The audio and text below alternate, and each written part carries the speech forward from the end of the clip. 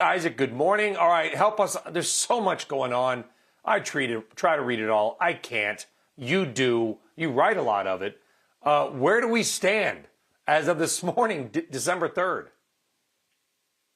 Good morning. Look, as of this morning, Congress avoided a self-inflicted wound. They passed a funding bill that will punt that deadline into mid-February. And to tell you the truth, that might be the easiest of their tasks over the next few days. We still have to deal with an annual defense bill, which they're hoping to finish by the end of the year. They still want to move forward on the president's Build Back Better legislation. And as you mentioned, we still have that pesky debt limit to deal with in the next few days. And so Congress did its job, but it did the easiest part of its job. And there's still a whole lot of work left to do over the next few days. What do you think is job number one, Isaac?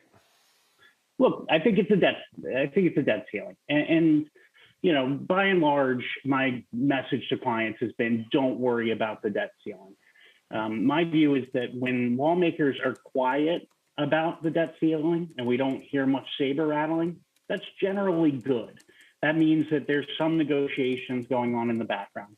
And it's been very clear thus far that Senate Minority Leader Mitch McConnell does not want to play chicken with the debt limit this round. And so I am not concerned about the debt limit. I think that lawmakers will ultimately address it, most likely through either a suspension or a numerical increase to the limit. But they actually have to do it now, Brian, right? So it's a question of what mechanism they're going to use to move that debt limit higher. The chatter at the moment is that they're going to try to use this annual defense bill, which is referred to as the NDAA, to lift it. But now they've got to actually move forward because the clock is ticking. Yeah, and I was actually going to bring that up next because you know, we haven't talked a lot about defense, but it's a massive sector. It's basically reinvented the real estate market around Washington, D.C. All the big defense companies are now headquartered there. Do you think that massive defense bill does get done in its current form?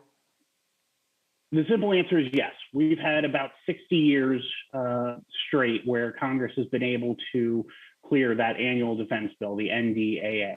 I think they'll do it again. It may slip into next year by a few days, but that doesn't really matter. The core message for investors is clear. It's another $770 billion or so that's going into different priorities under the defense umbrella.